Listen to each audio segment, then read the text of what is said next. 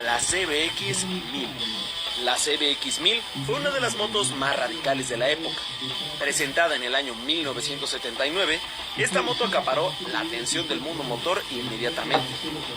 La CBX 1000 o CBX 1050 para algunos mercados contaba con un motor de 1047 centímetros cúbicos, el cual contaba con la aparatosa cantidad de 6 cilindros en línea, además de contar con doble árbol de levas a la cabeza y 24 válvulas, alimentándose por nada más que 6 carburadores.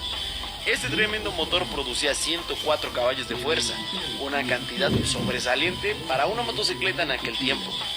De hecho, esta motocicleta se convirtió por un lapso breve de tiempo en la moto más rápida de producción en el mundo, con un tiempo de poco más de 11 segundos en el cuarto de milla. Esta moto contaba con lo mejor de aquella época, no solo en motor, sino en frenos, siendo una de las primeras en usar frenos dobles delanteros en disco y otro disco de freno para la parte trasera. Sin embargo, el día de hoy hablaremos del por qué esta es una de las motos históricas más emblemáticas, no solo para la marca nipona Honda, sino para el motociclismo en general. Y esto se resume en una sola palabra: sonido. Es por ello que te dejo con una pequeña recopilación de este histórico motor.